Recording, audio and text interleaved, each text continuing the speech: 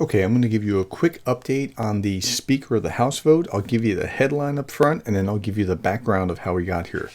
So the headline at the front is that Jim Jordan has been nominated by the Republicans to become the Speaker of the House. Now, it has to go to the floor, and we'll see if he can actually pull this off, because he only has 150 something. I think it was 152 of the 217 necessary votes. So, yeah, 152. And so he needs to make sure that he shores up those other 70 or so votes. If 4 break against him, assuming that the Democrats all vote in unity, he won't make it. So he has to make sure that he has the votes. Steve Scalise was nominated a little while ago. He dropped out. He realized the math just was not there, so he bowed out. That opened a door for Jim Jordan to get there. We'll see how that all plays out. Jim Jordan will be terrible for Ukraine. According to Republicans for Ukraine, he has a F on the report card, where Scalise had a B. And the Republican whip, Emmer, was a possible contender, and he had an A on the report card for Ukraine.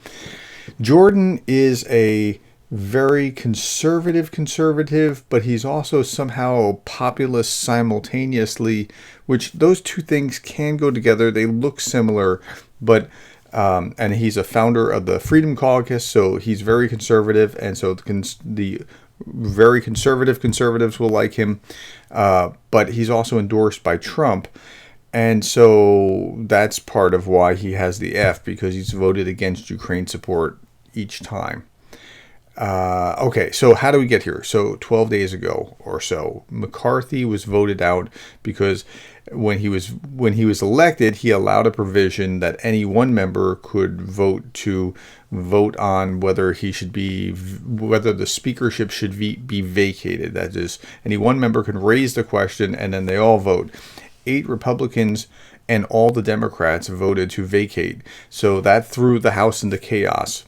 Had the Democrats not voted altogether to do this wouldn't be a problem. Had 8 Republicans not gone along with that, this wouldn't be a problem. So it is a bipartisan problem of throwing the House into chaos, created by Matt Gaetz originally, who was the member who made the motion to vacate.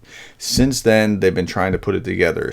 Again, Scalise was the candidate they put up. He was the House Majority Leader, and he couldn't get there.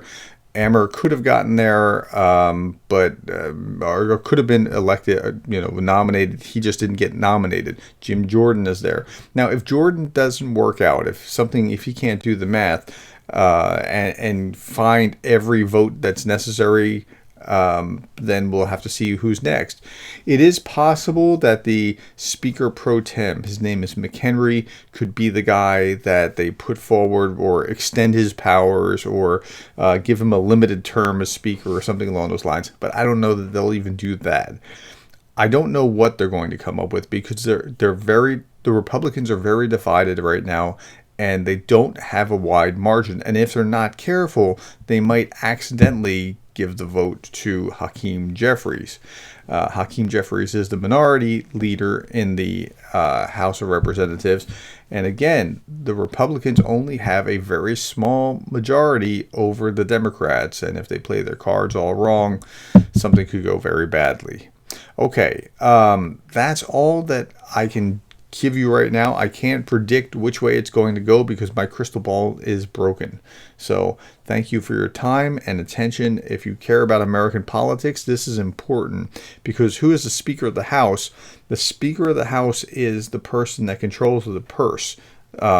They control, constitutionally, the money bills are supposed to originate from the House of Representatives, and the Speaker sets the agenda for the House of Representatives, so he can keep things that he wants off the agenda if he is careful and political enough. So having a Speaker of the House that's pro-Ukraine as opposed to one that's against Ukraine is very important, at least for the next year or so. Okay, that's it. Thank you for your time, your attention, the likes, the shares, the subscribes, the coffees. Thank you for being the kind of person that cares about Ukraine.